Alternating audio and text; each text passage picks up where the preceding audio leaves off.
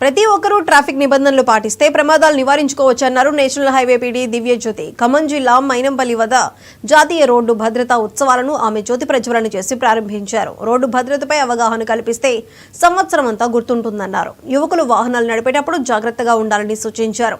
తల్లిదండ్రులు మైనర్లకు వాహనాన్ని ఇవ్వడంతో ప్రమాదాలు ఎక్కువగా జరుగుతున్నాయన్నారు. వీలైనంత వరకు మైనర్లకు డ్రైవింగ్ ఇవ్వొద్దని పీడీ దివ్యజ్యోతి సూచించారు.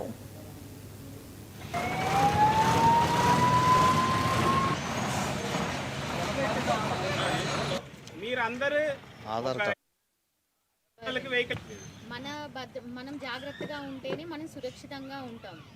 సో మనము అంటే దాంట్లో అందరము వస్తాము. మనము, మన ఇంటి వాళ్ళు, మన కోసం చూసేవాళ్ళు ప్రతి ఒక్కరు మనం సురక్షితంగా మన గమ్యాన్ని చేరుకోవాలి అంటే మనం ఇవన్నీ పాటించి తీరాల్సిందే.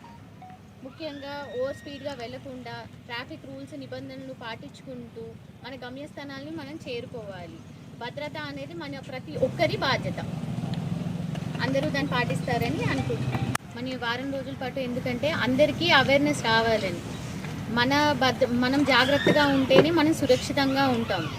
సో మనము అంటే దాంట్లో అందరము వస్తాము. మనము, మన ఇంటి వాళ్ళు, మన కోసం చూసేవాళ్ళు ప్రతి ఒక్కరు మనం సురక్షితంగా మన గమ్యాన్ని చేరుకోవాలి అంటే మనం ఇవన్నీ పాటించి తీరాల్సిందే.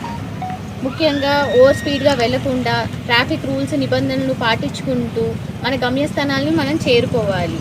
భద్రత అనేది మన ప్రతి ఒక్కరి బాధ్యత. అందరూ దాన్ని పాటిస్తారని అనుకుంటున్నాం. మన వారం రోజుల పాటు ఎందుకంటే అందరికీ అవేర్నెస్ రావాలని. మనం జాగ్రత్తగా ఉంటేనే మనం సురక్షితంగా ఉంటాం. సో మనము అంటే